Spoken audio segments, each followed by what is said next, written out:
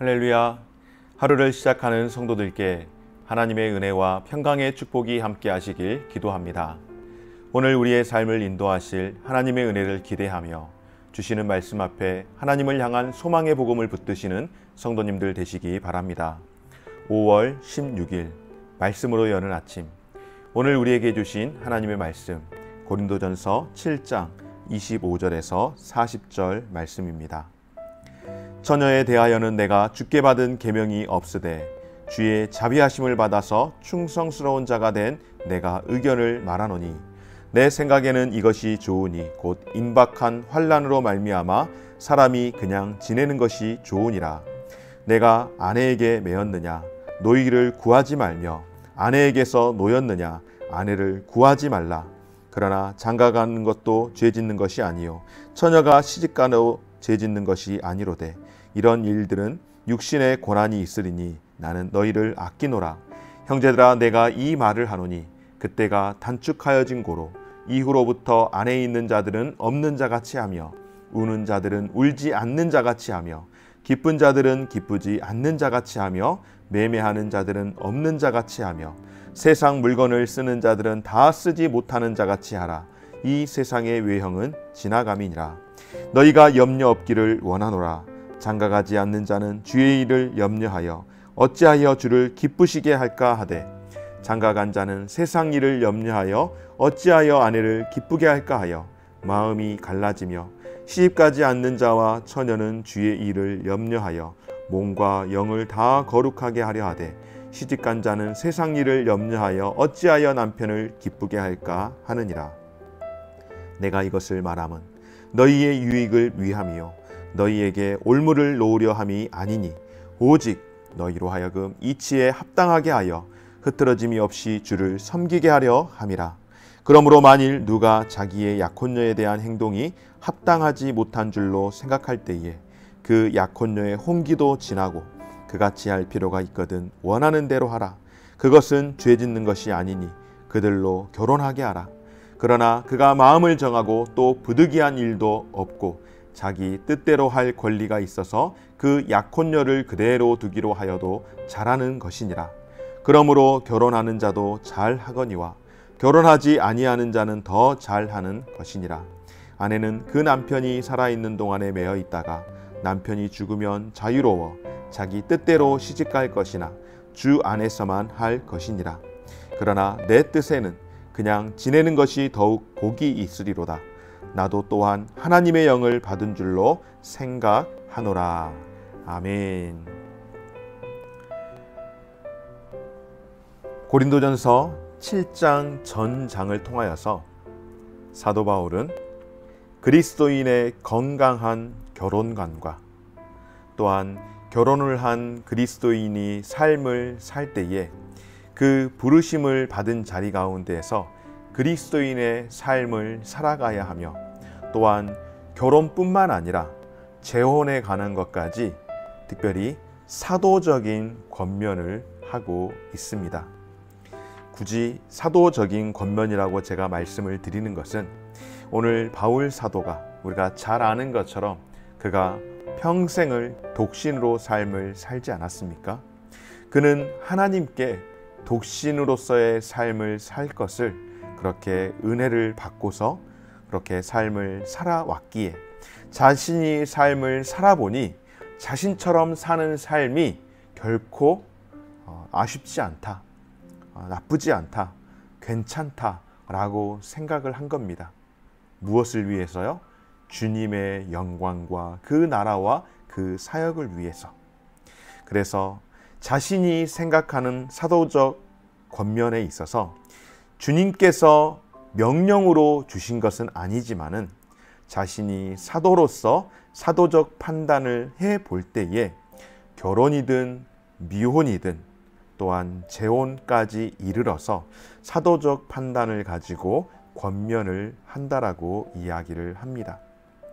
한마디로 이 고린도전서 7장 이 전체에 있는 내용을 정리하자면 성도들에게 있어서 현재의 상황을 굳이 바꾸려고 애쓰지 말고 현재 내가 있는 그 자리에서 주님을 잘 섬기기 위해서 노력을 하라는 말씀이죠.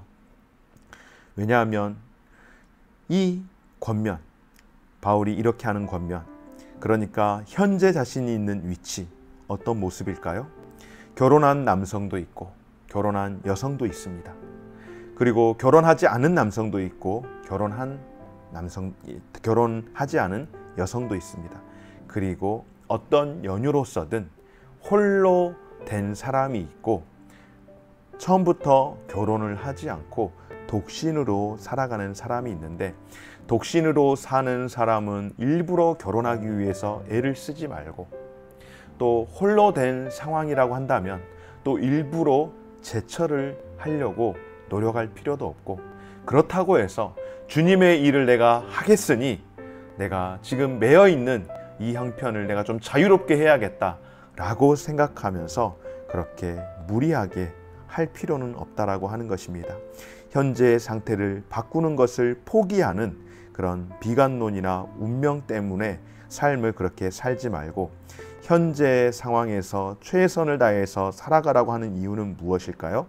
바로 이미 현재를 살아가면서 종말은 시작이 되었고 장차 완성을 기다리는 시대로 가고 있기 때문에 바울은 고린도 교회 성도들에게 예수 그리스도께서 재림하시기 전까지 자신들에게 주어진 시간을 최대한 활용하는 데 관심을 가지고 집중하도록 그렇게 기대합니다.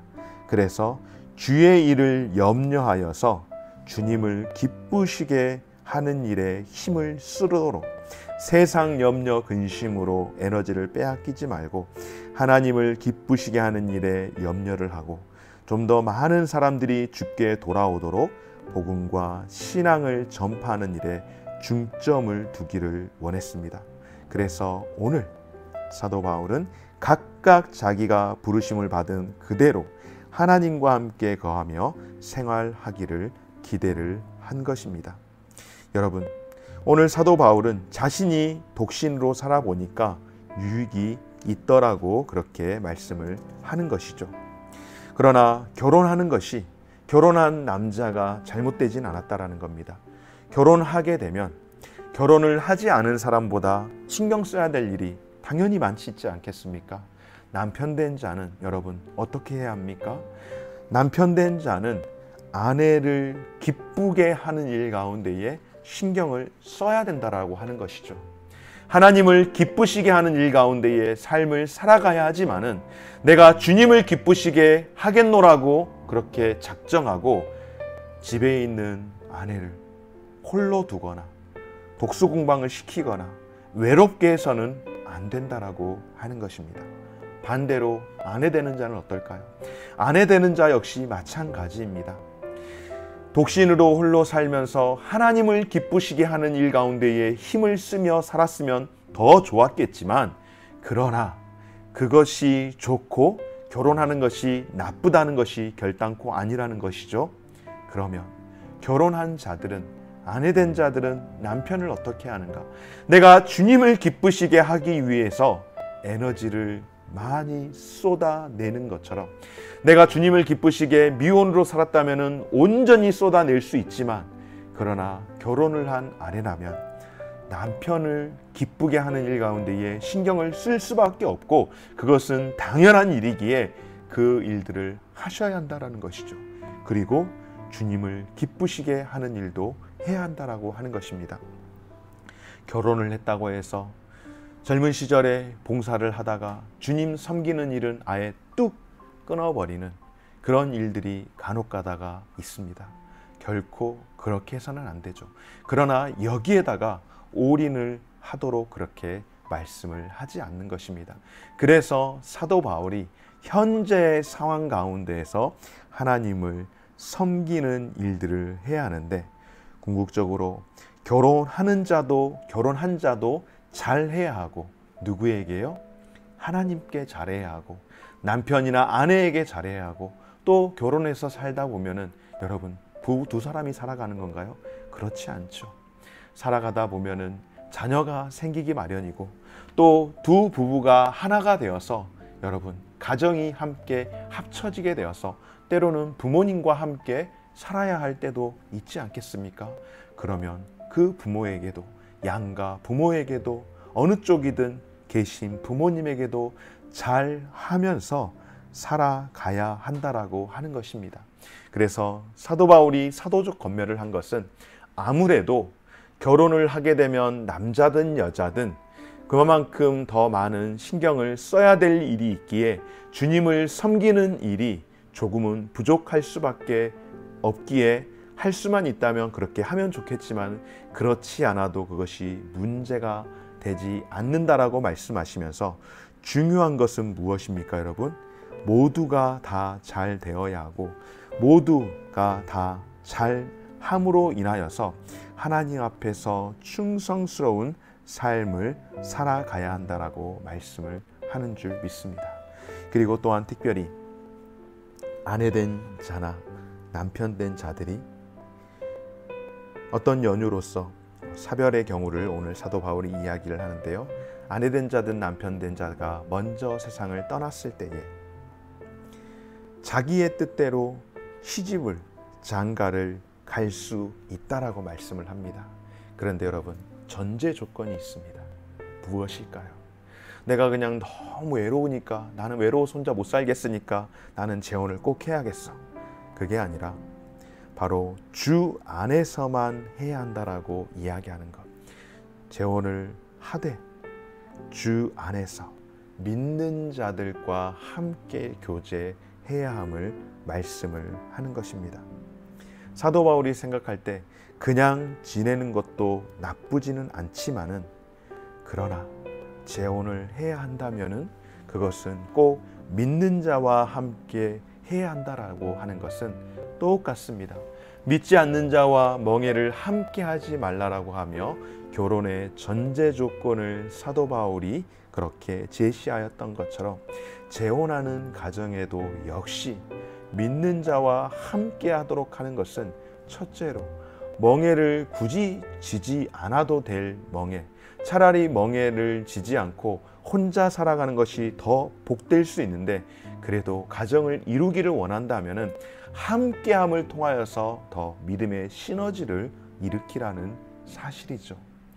우리 안에서 어떠한 삶을 살아가든, 믿는 자로 삶을 살아가든, 아니 결혼을 한 삶을 살아가든 결혼을 하지 않은 삶을 살아가든, 또 현재 결혼해서 살아가는데 내가 아직은 남편이든 아내든 신앙생활하는 것이 조금은 아쉬움이 있다고 한때, 오늘 사도 바울이 이야기한 것처럼 그렇다고 해서 주님 섬기겠다고 가정을 빠개는 그런 일들은 하지 말라라고 말씀하시며, 할 수만 있다면 함께 하는 사람들이 모두 다 주 안에서 구원받아 하나님의 자녀된 백성으로 살아갈 수 있기를 기도하고 권면하는 것이 1순위이고, 아직 내가 그런 선택과 판단을 할 수 있는 그런 시기라면, 그리고 또 이런 말씀도 있습니다.